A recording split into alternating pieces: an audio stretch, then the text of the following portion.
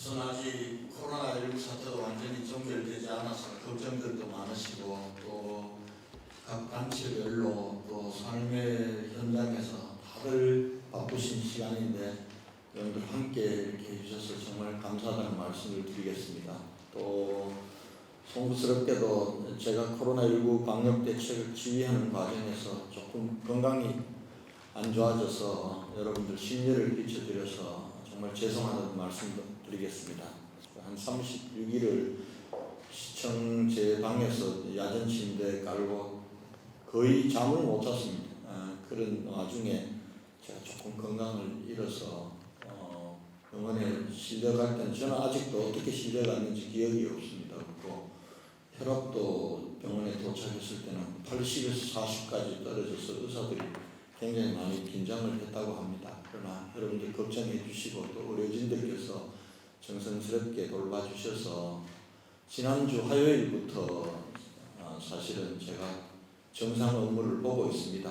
대신 언론이나 이렇게 나서는 것은 우리 행정부시장님이 대신 하도록 하고 가급적 제가 안에서 지휘를 계속 하고 있다는 말씀을 드리겠습니다. 다시 한번 걱정을 끼쳐드려서 죄송하고 지금 걱정하지 마십시오.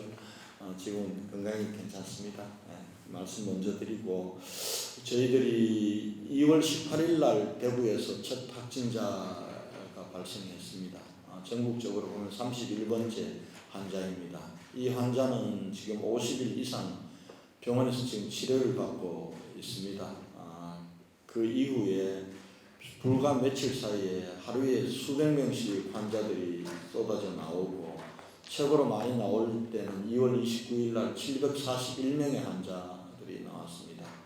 우리 사회 모두가 이 코로나19라는 이 전례 없는 감염병을 맞닥뜨리다 보니까 이 병의 실체를 잘 모르고 대응을 했습니다. 초반기에. 그래서 우리 전국적인 지침도 과거에 메르스 때처럼 환자가 발생하면은 1인 음압병실에서 치료하는 걸로 그렇게 방침을 고수를 했고 불과 한 2, 3일 사이에 음압병실은 차버렸고 환자들은 병실이 없어서 집에서 대기하는 환자들이 많게는 2,000명 이상이었습니다. 그리고 병원을 가지 못하고 돌아가시는 분들도 있고 이렇게 정말 어려운 상황이었습니다. 그러나 그동안 우리 시민들이 참으로 놀라웠습니다. 시민들께서 우리가 미국이나 지금 일본처럼 비상사태를 선포하고 통행금지령을 내린 것도 아니었습니다. 시민들께 행정명령이라는 형태로 호소하고 그렇게 했지만 우리 시민들께서 일체 활동을 중단해 주시고 그렇게 하면서 고위험군인 신천지로부터 추가적으로 지역사회에 감염이 된 것을 우리가 좀 방지할 수 있었고 우리 대구시와 또 우리 정부 방역 당국은 신속하게 확진자들을 검사해서 격리시키는 일을 했습니다. 그리고 그동안 우리 대구가 정부의 그동안 이 방역 대책 지침을 거의 다 바꿨습니다.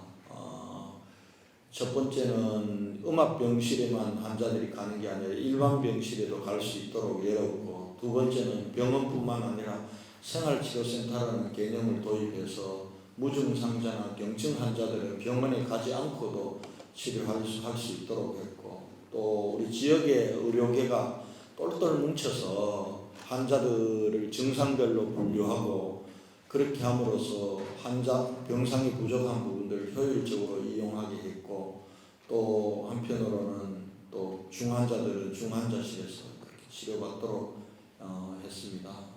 의사 선생님들 한 160여 분들이 자기 생업을 뒤로 하고 자가에 있는 환자들하고 일일이 모니터링을 통해서 환자들이 적절한 치료를 받도록 그렇게 해주셨습니다. 그동안 우리가 전국 최초로 드라이빙 스루라는 검사 법도 도시 도입하고 저희가 하여튼 새로운 역사도 많이 썼습니다. 물론 정부에서도 저희 대구에 대해서 대구 힘만으로 되지 않는 것을 전폭적으로 지원해 주셨고 또 전국에서 달려온 의사 선생님들, 간호사 선생님들, 또 소방대원들 이런 분들 힘이 합쳐져서 다행스럽게도 지금 코로나19 사태는 상당히 안정기로 접어들었습니다. 최근에 요양병원이나 또 정신병원은 이미 우리가 감염이 많이 된 곳이라서 거기는 환자들을 다른 데로 격리시킬 받아줄 데가 없어서 그 병원 안에서 코트 격리라는 형태로 계속 관찰하고 이렇게 하는 데서 환자들이 나오고 있습니다. 아마 이 부분들은 좀 당분간은 지속될 겁니다. 그러나 그것으로 인해서 지역사회로의 전파의 위험은 거의 없는 것으로 저희들은 대책을 세우고 있습니다. 제일 걱정되는 게 이제 감염 경로가 불분명한 어디서 감염이 됐는지도 모르고 또 이런 분들 숫자가 점점 줄어들고 있습니다. 최근에는 하루에 한두 명 나오다가 오늘은 저희 대구시에서도 처음으로 확진 환자 제로를 기록하는 그런 날입니다. 아마 이렇게 되기까지는 여기 계신 단체장님들을 비롯해서 우리 시민들께서 정말 스스로 봉쇄하고 통제하고 이렇게 해주셨기 때문에 가능한 일이었다고 생각합니다. 그래서 오늘은 그동안 우리가 코로나19 상황이 어떻게 진행되어 왔고 또 우리가 함께 했던 방역 대책의 성과는 무엇이고 또 그것이 갖고 있는 위험은 지금 현재 어떤 것이고 앞으로는 어떻게 우리가 전망하고 또 이제는 앞으로 어떻게 대비해야 될 건가를 보고 드리고 같이 논의하는 그런 자리로 이렇게 만들었습니다.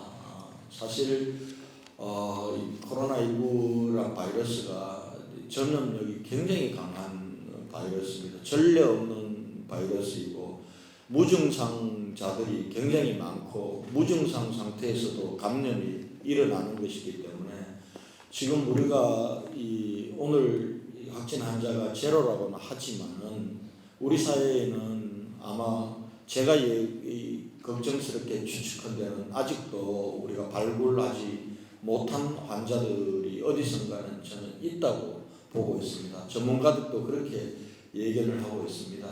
또 다른 한편으로는 이게 우리만 대구만 안정화되고 대한민국만 안정화된다고 해서 이 코로나19 사태가 끝나는 것은 아닙니다. 세계가 지금 다 연결되어 있고 지금도 보면은 해외 우리 유학생들이나 우리 국민들이 들어오면서 확진자들이 계속 나오고 있습니다. 이분들에 의해서 또 추가 전파의 우려도 지금 제기되고 있고 또 그동안 우리 시민들 국민들께서 사회적 거리 두기 운동을 아주 철저하게 해서 이렇게 막았지만은 이제 사회적 거리 두기도 이제는 시민들도 한계에 와 있는 것 같습니다. 최근에 좀 상황이 좋아지고 또 총선 국면이 열리고 하면서 식당들도 문을 열고 학원들도 하나 둘 또 받고 있고 또 종교단체에서도 조심스럽지만 또 집합 예배를 보는 그런 것으로 가고 있습니다. 근데 이걸 우리가 언제까지 봉쇄할 수 있을 건가? 막지를 못하면 이렇게 강요해서 호소해서는 막지를 못하고 또 전문가들은 코로나 사태가 완전히 끝나는 것은 백신이나 치료제가 개발되기 전까지는 끝나지 않는다고 얘기를 합니다. 그러면 우리가 앞으로 해나가야 될 일은 두 가지입니다.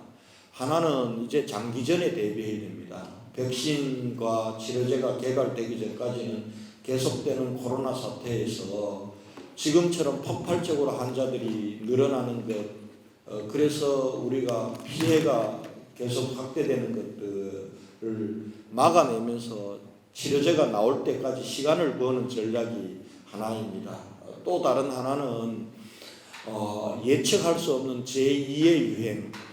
아마 많은 전문가들은 이따가 우리 전문가들께서 말씀하시겠지만 아마 한 번 더 우리가 큰 유행이 올 가능성이 대단히 높다고 우려를 하고 있습니다. 이때 우리가 초기에 겪었던 것처럼 병상이 부족해서 의료진이 부족해서 생활치료센터가 없어서 굉장히 혼란스럽고 했던 상황들을 이제는 다시는 전체를 밟지 않도록 우리 대구시의 역량으로 해결할 수 있도록 그렇게 대비하는 것이 크게 보면 두 가지 과제입니다. 이것을 위해서는 이제 방역 당국이 일방적으로 이렇게 해주십시오라고 하는 것으로는 우리가 장기전을 치러 나갈 수가 없습니다. 시민사회 모든 곳에서 우리가 사회적 거리두기를 생활화하면서 우리가 장기전에 대비해야 되는 그런 상황에 놓여 있습니다. 그리고 또 하나는 경제가 굉장히 어렵습니다.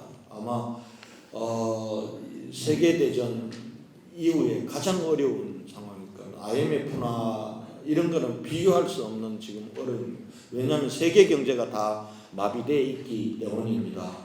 아마 시간이 조금만 더 지나가면 우리 기업들, 소상공인들 버텨내기가 어려울 거고 우리 시민들의 삶은 더 어려워질지도 모릅니다. 그런 면에서 코로나19에 대한 바이러스 방역 대책도 대책대로 해야지만은 경제 방역을 기업을 지키고 소상공인들이 생존할 수 있도록 하고 시민들이 이 시기를 버틸 수 있도록 지원해주고 또 이 시기가 끝나면은 경제 회생을 우리가 하기 위한 그러한 것들을 준비하는 경제 방역에도 우리가 해야 됩니다. 근데 이 부분들은 당국의 노력만으로 또 기업의 노력만으로 개인의 노력만으로 되지를 않습니다.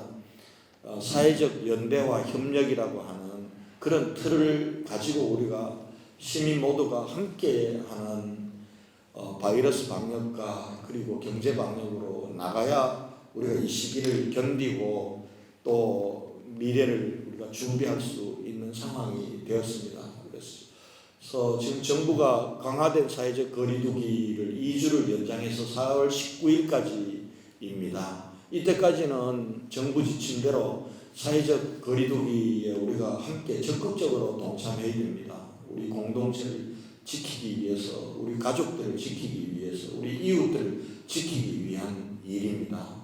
그리고 그러나 강화된 사회적 거리두기를 계속해 나갈 수가 없습니다. 아마 정부도 그런 차원에서 선거가 끝나고 4월 19일이 넘어가면은 새로운 방역 대책으로 전환이 불가피할 겁니다.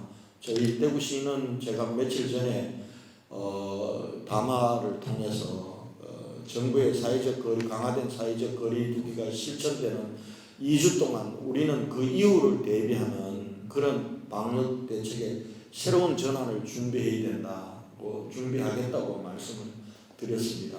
아마 그래서 대구시에서는 코로나 극복을 위한 범시민 대책위원회도 만들고 우리가 이렇게 모여서 회의를 할 수가 없습니다. 그래서 영상회의를 할 수 있는 시스템도 갖추고 또 이 대구시와 구군 공공이 철저하게 지원하고 방역 대책의 방향을 마련하는 그런 체제도 갖추고 또 경제 쪽은 경제대로 이제는 대구시만 노력으로 되질 않습니다. 경제 주체들하고 함께 토론하고 함께 대책 방향을 추진하는 비상경제 대책회의도 만들어서 운영을 하려고 합니다. 이런 일들을 가장 신속하게 우리가 준비하면은 우리가 앞으로 코로나19 사태를 완전히 종식할 때까지 우리가